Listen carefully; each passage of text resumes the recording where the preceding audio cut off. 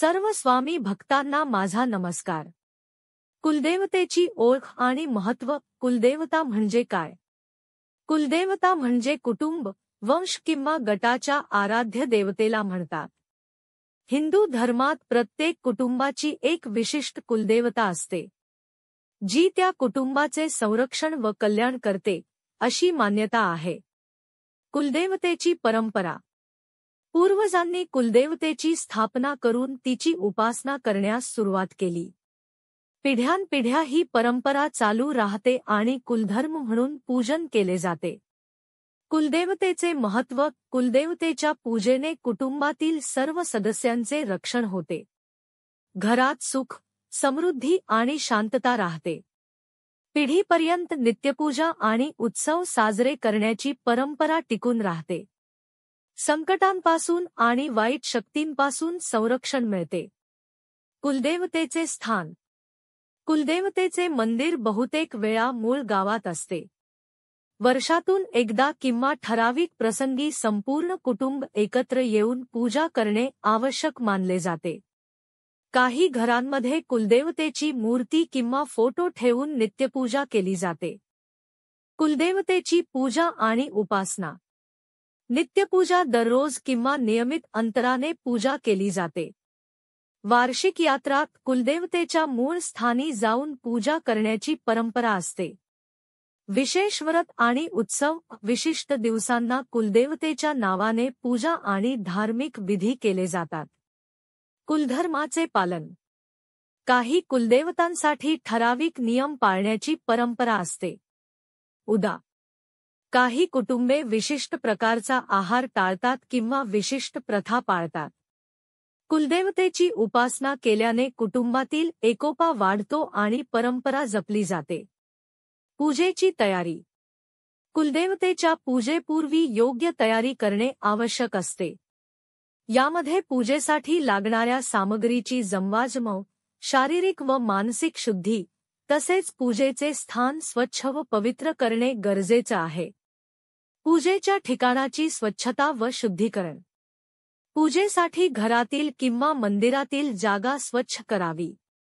गंगाजल किंवा शुद्ध पाणी शिंपडून जागेचे शुद्धीकरण करावे। चौरंग, पाट किंवा पूजास्थळ शुभ रंगाने आणि रांगोळीने सजवावे। पूजेसाठी आवश्यक सामग्री। पूजेसाठी खालील साहित्य आवश्यक असते। कलश, पवित्र जलाने भरलेला तांब्या किंवा कलश। फुले व हार, कबोली, जाई, जुई, शेवंती, तुळशीपत्र इत्यादी। नैवेद्य, फळे, गूळ, पुरणपोळी, नारळ, पायस, खीर इत्यादी। धूप, दीप व कापूर वातावरण शुद्ध व पवित्र करण्यासाठी। गंध व हळदकुंकू ओटी भरण्यासाठी आणि पूजेसाठी। पंचामृत, दूध, तूप, मध, घी व साखर यांचे मिश्रण। नारळ, संकल्पासाठी आणि ओटी भरण्यासाठी। अगरबत्ती आणि फुलं, देवतेची पूजा व आराधनेसाठी। भक्तांची तयारी। स्नान करून शुद्ध वस्त्र धारण करावे। पुरुषांनी धोतर आणि उपरणे घालावे, तर स्त्रियांनी साडी किंवा पारंपरिक वस्त्र परिधान करावे। मन शांत ठेवून भक्तिभावाने पूजा करण्याचा संकल्प घ्यावा। पूर्ण कुटुंबाने एकत्र येऊन पूजेसाठी उपस्थित राहावे। मूर्ती किंवा फोटो सजवणे। कुलदेवतेच्या मूर्तीला किंवा फोटोला गंध, हळदकुंकू आणि फुलांनी सजवावे। नवीन वस्त्र किंवा वस्त्रालंकार अर्पण केल्यास विशेष फल मिळते। पूजेचे संकल्प आणि विधीपूर्व तयारी। कुलदेवतेच्या पूजेसाठी मंत्र पठण आणि संकल्प करावा। पूजेसाठी योग्य वेळ व मुहूर्त पाहून पूजेची सुरुवात करावी। कुलाचारानुसार गुरुजींना आमंत्रित करून विधी पार पाडले जातात। ही सर्व तयारी व्यवस्थित झाल्यानंतर पूजेला सुरुवात करता येते, त्यामुळे पूजा प्रभावी आणि पवित्र होते। कलश स्थापना। कलश स्थापन हा कोणत्याही पूजेतील महत्त्वाचा भाग आहे।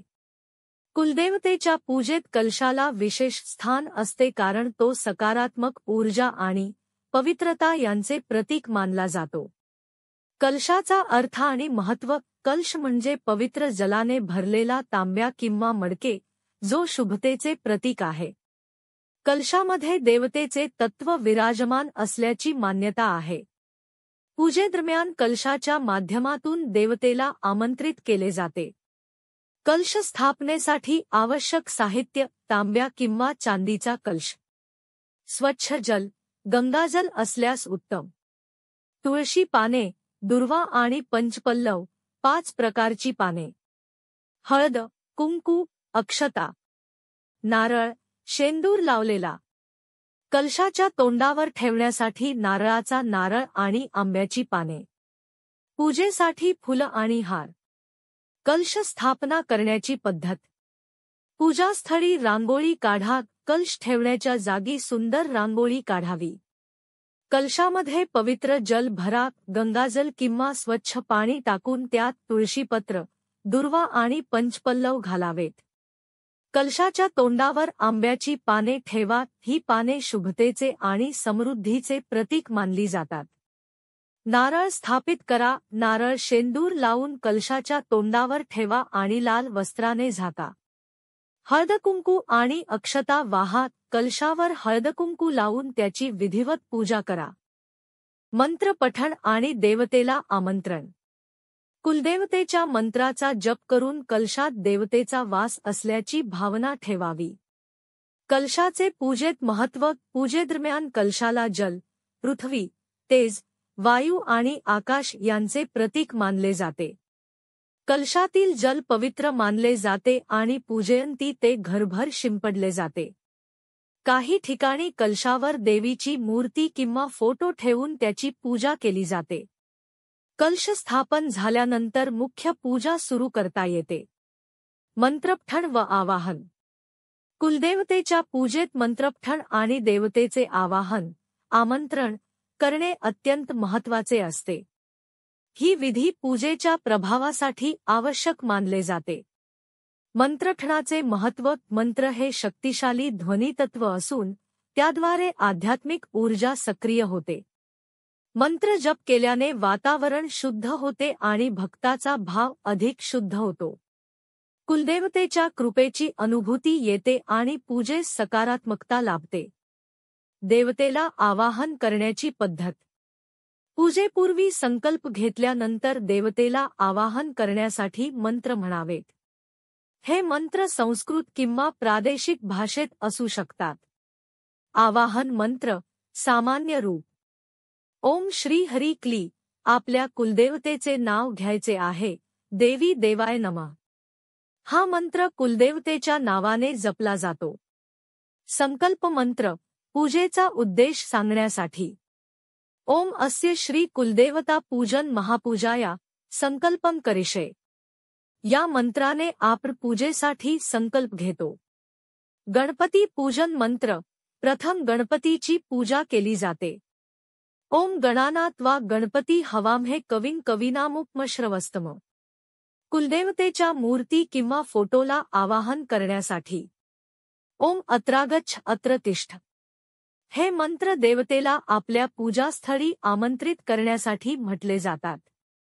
मंत्र जप करण्याची संख्या आणि पद्धत: मंत्र 11, 21 किंवा 108 वेळा म्हणावेत. जप करण्यासाठी जपमाळेचा वापर केला जातो. भक्तिभावाने ध्यानस्थ होऊन मंत्र म्हणावेत. मंत्रपठणानंतर पुढील विधी: देवतेच्या मूर्तीला किंवा फोटोला फुले वाहावी. धूप आणि दीप प्रज्वलित करून मंत्र जप सुरू ठेवावा.